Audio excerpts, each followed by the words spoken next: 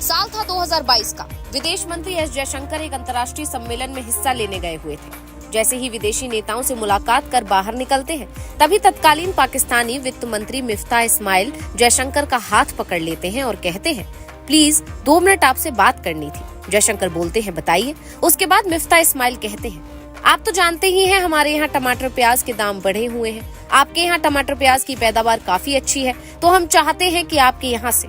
मिफ्ता इस्माइल अपनी बात पूरी कर पाते उससे पहले ही जयशंकर बीच में बोल पड़ते हैं, हम सरकार के लोगों से बातचीत करेंगे और फिर बताएंगे।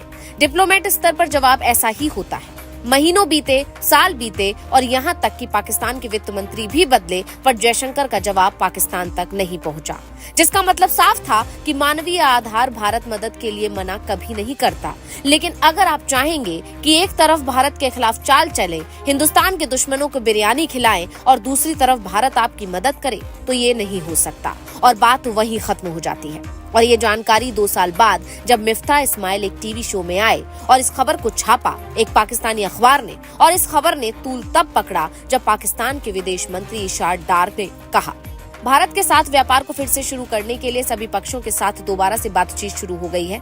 हम अच्छे नतीजे की उम्मीद कर रहे हैं। पाकिस्तान के विदेश मंत्री का ये बयान बताता है कि वो हिंदुस्तान के साथ रिश्ते सुधारने के लिए कितने लालायत हैं। ऐसे में यहाँ ये समझना जरूरी हो जाता है कि हर बात पर भारत से चिढ़ने वाला और हमेशा भारत के खिलाफ काम करने वाला पाकिस्तान अब भारत के साथ रिश्ते सुधारने को बेताब क्यों है।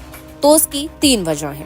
पहली वजह, पाकिस्तान की जनता से लेकर विपक्षी पार्टी के नेता तक शाहबाज सरकार को ये सलाह दे रहे हैं कि अगर देश को मजबूत करना है तो भारत से रिश्ते सुधारने होंगे, क्योंकि भारत को सब मानते हैं।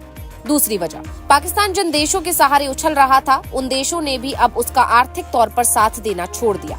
इसलिए संकट के वक्त भारत से पाकिस्तान को उम्मीद दिख रही है। पाकिस्तान हर शर्त मानने को तैयार नजर आ रहा है। तीसरी वजह, पाकिस्तानी व्यापारी अब तक दुबई और सिंगापुर के रास्ते व्यापार कर रहे हैं। अगर भारत से सीधे व्यापार का रास्ता खुल जाएगा तो उन्हें आसानी होगी।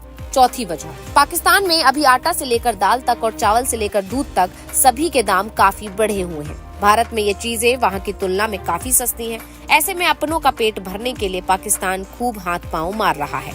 ऐसे में अगर भारत ने मदद नहीं की तो पाकिस्तान का संकट और गहरा हो सकता है। इसीलिए पाकिस्तान की जनता भी अब कह रही है कि भारत की बात मान लो, भारत से दोस्ती का हाथ बढ़ाओ। वहाँ की संसद में भी मोदी का नाम गूंज रहा है।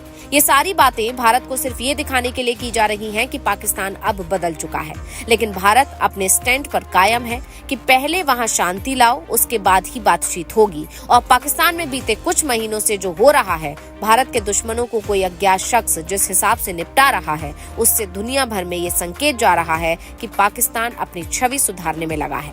हालांकि इंटरनेशनल लेवल पर कई मीडिया रिपोर्ट में इस बात का दावा किया गया है कि इस तरह का ऑपरेशन भारत के खुफिया एजेंट चला रहे हैं, लेकिन भारतीय विदेश मंत्री एस जयशंकर ने हर बार यही कहा है कि हमारी ये पॉलिसी नहीं है। तो सवाल है कि वो अज्ञात आखिर कौन है जो भारत के दुश्मनों का काल बना हुआ है और पाकिस्तान कुछ नहीं कह पा रहा है और भारत से टमाटर प्याज मांग रहा है। Bureau report, global Bharat TV.